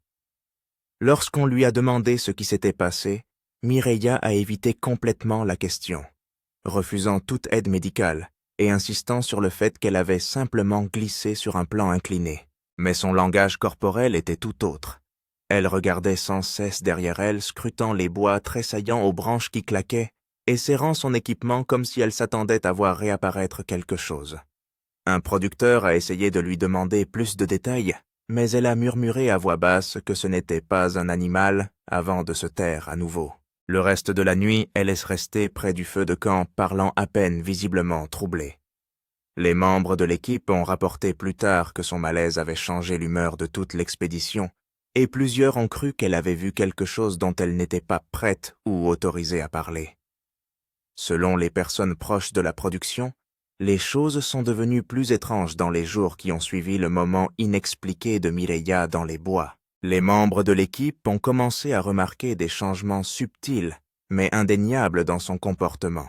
Habituellement confiante et analytique, elle s'est mise à revérifier son équipement à plusieurs reprises, à resserrer les sangles, à nettoyer les lentilles et à recharger les piles, même lorsqu'elles étaient déjà neuves. Certains ont dit qu'elle dormait à peine, restant éveillée longtemps, après que les autres se soient couchés, assise près du feu d'eau.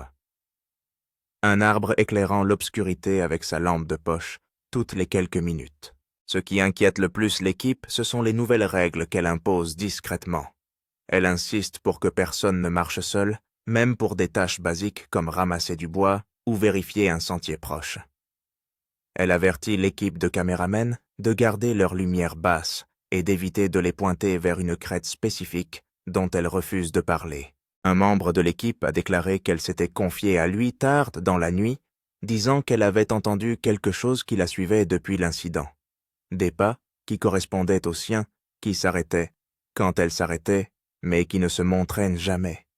Une autre a déclaré qu'elle avait capturé quelque chose d'inhabituel sur sa caméra thermique, mais qu'elle l'avait immédiatement effacé, disant à l'équipe que certaines choses ne devraient pas être enregistrées. Ces comportements inhabituels combinés à sa tension croissante ont conduit plusieurs membres de l'expédition à penser que ce qu'elle avait rencontré seule était encore quelque part à proximité, observant tranquillement.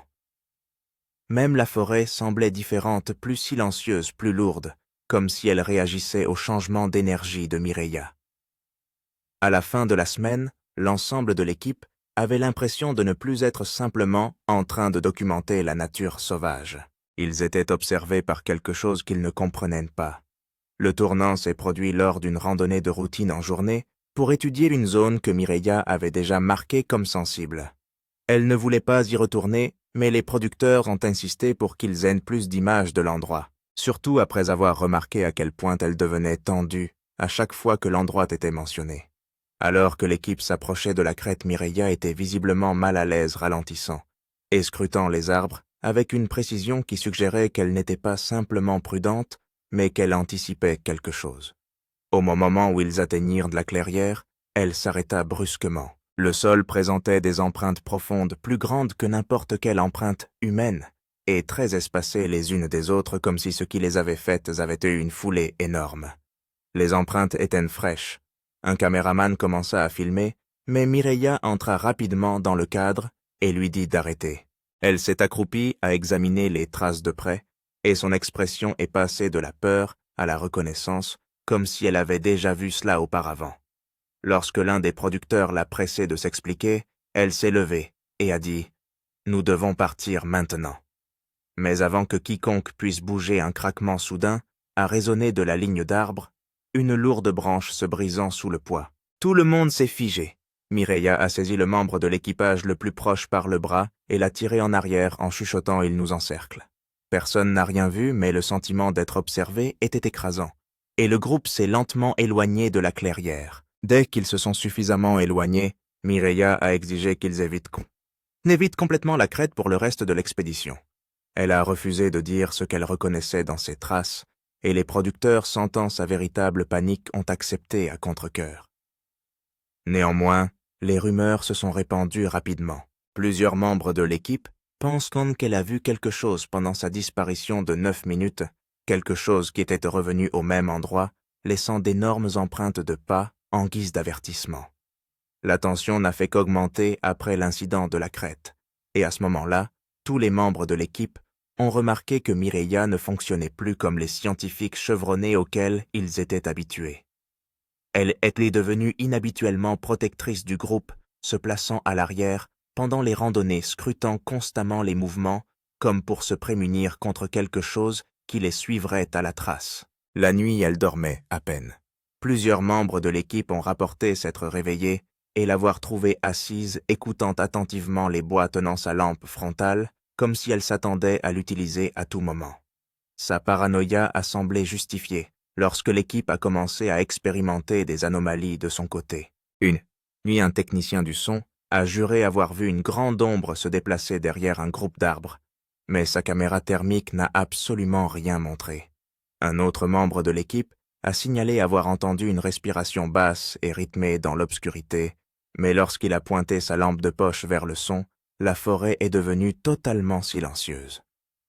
Le moment le plus troublant est survenu lorsqu'un caméraman a trouvé l'un de ses détecteurs de mouvement arraché d'un arbre. Tiré vers le bas avec une telle force, le support métallique s'est tordu.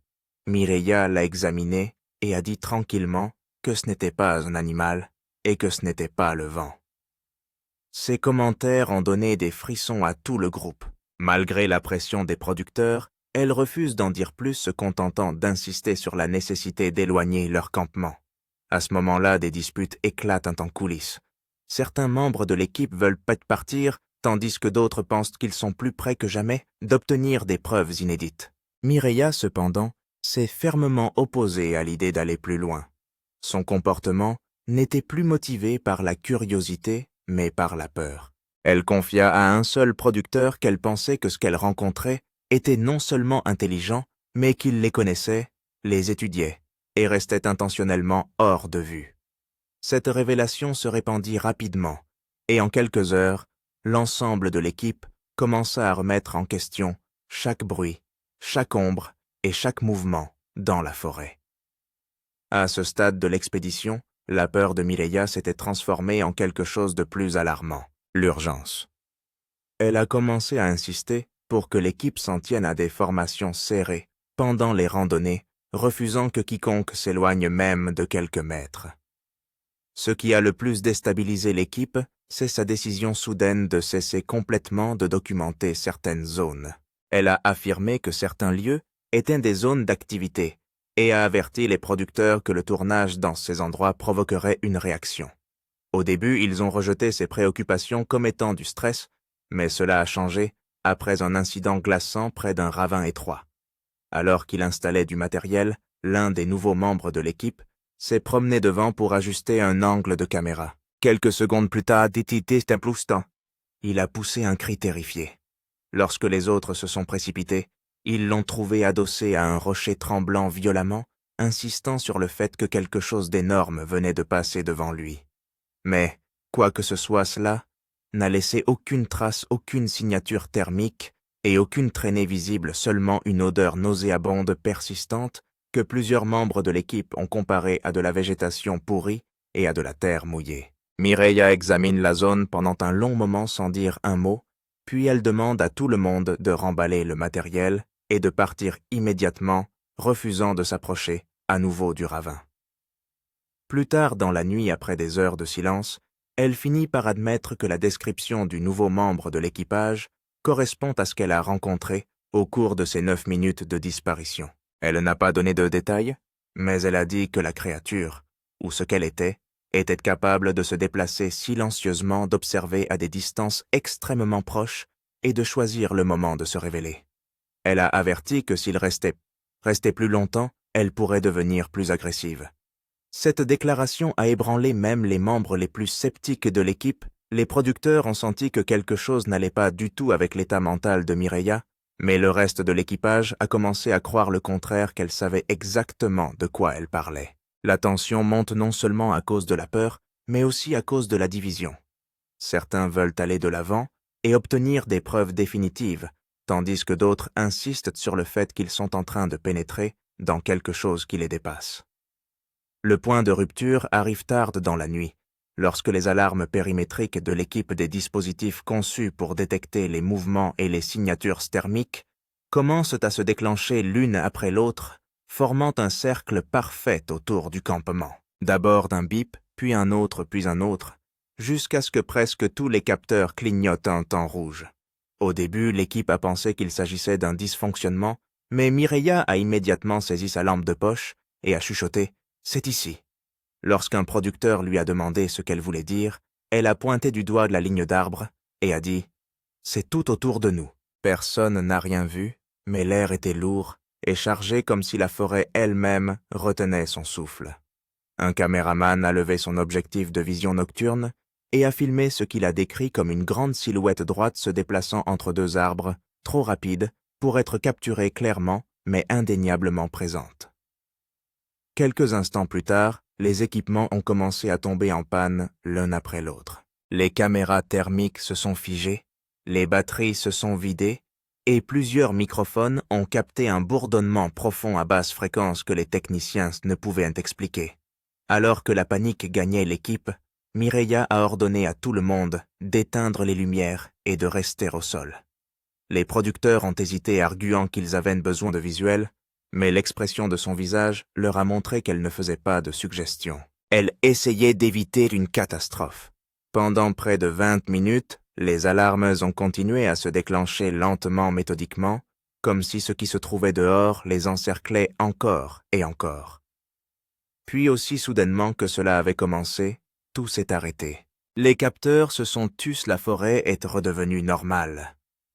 Mireya s'est levée lentement, scrutant l'obscurité, avec une expression de certitude épuisée. Elle a dit au producteur qu'il devait arrêter le tournage immédiatement et quitter la zone avant le matin.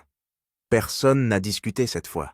L'équipe a remballé son matériel dans un silence presque total, ébranlé par ce qu'elle venait de vivre. Mais ce ne sont pas les alarmes ou les pannes d'équipement qui les perturbent le plus, c'est la prise de conscience que Mireya avait su que ce moment arriverait bien avant qu'il ne se produise. Le lendemain matin, l'équipe démonte le camp à une vitesse record. Mais Mireya était déjà réveillée, arpentant le périmètre bien avant le lever du soleil. Elle ne cessait de jeter des coups d'œil vers la forêt dense au-delà des tentes, les épaules tendues, la main serrant sa radio, comme si elle s'attendait à ce qu'elle tombe à nouveau en panne, à tout moment. Lorsque les producteurs lui ont demandé si elle avait dormi, elle a simplement répondu que la nuit dernière avait été courte. Cette réponse suffit à faire taire tout le monde. Au début de la longue marche, Mireya insista pour marcher au centre de la formation, se retournant constamment pour vérifier l'arrière, comme pour se prémunir contre quelque chose qu'elle croyait encore à proximité.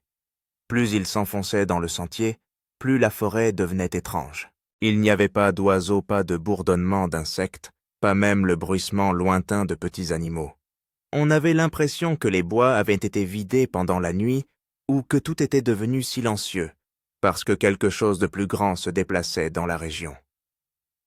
Plusieurs membres de l'équipe ont chuchoté que l'atmosphère était mauvaise, comme si la forêt attendait que quelque chose se produise et qu'ils ne l'imaginaient pas. Au bout d'1 kilomètre de descente, un technicien du son a repéré quelque chose sur la piste.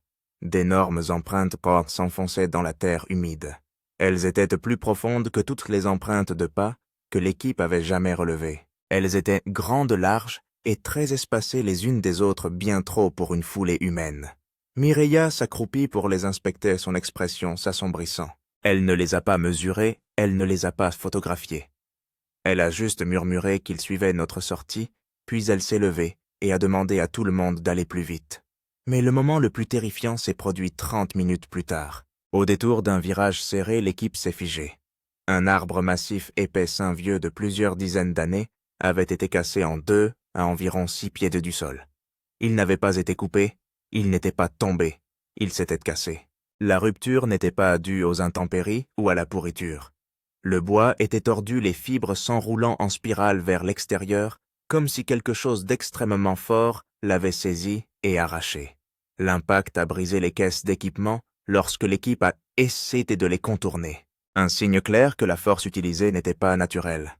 La réaction de Mireya a été immédiate.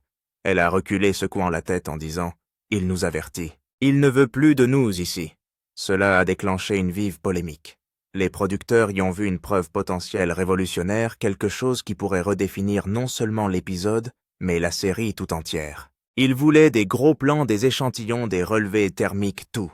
Mais le reste de l'équipe a refusé de s'approcher du tronc cassé. Un caméraman a carrément refusé, disant qu'il s'était senti observé tout le temps depuis qu'il avait quitté le camp. Un autre a dit qu'il continuait à voir du mouvement derrière eux comme une ombre dérivant entre les arbres à la limite de sa vision. Mireya a coupé court à l'argumentation, insistant pour qu'ils fassent le long détour une boucle de 4 sûretés supplémentaires pour éviter de passer directement à côté de l'arbre cassé. Elle a dit clairement, si nous passons par là, il nous suivra de plus près. C'est un territoire de piquetage. Le détour les a fait traverser un terrain accidenté des pentes raides et un sous-bois dense. Mais même là, le malaise ne s'est pas dissipé. À 2 reprises, l'équipe entend des coups lointains, des coups forts et délibérés qui résonnent dans la forêt, et Mireya se fige à chaque fois. Elle admettra plus tard que les coups n'étaient pas aléatoires, mais qu'il s'agissait de signaux de position. Quelqu'un ou quelque chose était en train de communiquer. Lorsqu'ils ont finalement atteint le point d'extraction, toute l'équipe était épuisée. Le sentiment d'être observé ne s'est estompé qu'une fois les véhicules en marche et les kilomètres de forêt derrière eux. Mais l'expérience ne s'est pas arrêtée là. De retour à la base, les producteurs ont commencé à examiner les enregistrements audio de la nuit. Les alarmes se sont déclenchées. Cachés sous les parasites, le vent et les interférences à basse fréquence, une découverte terrifiante a été faite, une respiration lourde et rythmée lente, contrôlée profonde et proche, suffisamment proche pour que plusieurs microphones l'aient captée en même temps. Mireya a écouté la lecture une fois sa mâchoire s'est serrée, lorsque la pièce s'est remplie du son de quelque chose d'énorme, inspirant et expirant à quelques mètres de l'équipement. Elle n'a pas attendu la discussion. Elle a repoussé sa chaise, s'est levée et est sortie de la pièce sans dire un mot. Lorsque l'expédition s'est terminée et que l'équipage est rentré chez lui, Mireya n'a pas repris ses habitudes. Ses amis et collègues ont immédiatement remarqué le changement. Cette scientifique intrépide, qui avait déjà parcouru certains des environnements les plus dangereux de la planète, évitait désormais complètement les forêts. Elle a annulé ses prochaines apparitions sur le terrain, reporté ses conférences et s'est discrètement retirée de plusieurs projets qu'elle dirigeait. Selon un initié, elle a même refusé de parler des derniers jours de l'expédition, coupant court à toute conversation, faisant allusion à ce qui s'est passé dans les bois. Mais l'histoire ne s'est pas arrêtée là. Plusieurs semaines après leur retour, les producteurs qui examinaient les séquences inutilisées ont découvert quelque chose de troublant, de brèves séquences de Mireya jetant un coup d'œil dans l'obscurité pendant les nuits précédant l'incident de l'alarme, comme si elle avait senti quelque chose bien avant les autres. Dans une séquence capturée accidentellement sur une caméra de fond, on peut voir Mireya complètement immobile, fixant la ligne des arbres pendant près de 2 minutes, sans cligner des yeux. Lorsqu'un membre de l'équipe l'a appelée par son nom, elle a sursauté violemment comme si elle avait été en transe. Cela a soulevé des questions au sein de l'équipe de production. Mireya avait-elle caché des signes de peur plus tôt qu'elle ne le laissait entendre? Ou cette rencontre avait-elle changé quelque chose en elle de façon permanente?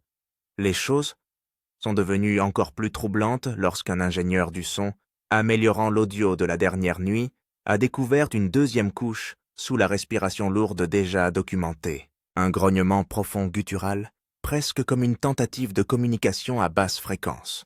Le plus effrayant, c'est que le grognement n'était pas dirigé vers l'équipement. Mireya était la personne la plus proche du microphone. Lorsque les producteurs l'ont informée du second enregistrement et lui ont demandé si elle voulait l'entendre, elle aurait refusé et quitté la réunion immédiatement en disant seulement « Je sais ce que c'est.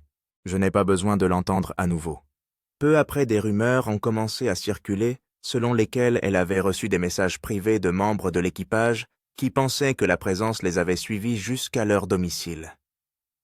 Des bruits étranges à l'extérieur de leur maison, des ombres à la limite de leur propriété, ou des coups inquiétants frappés au mur tard dans la nuit.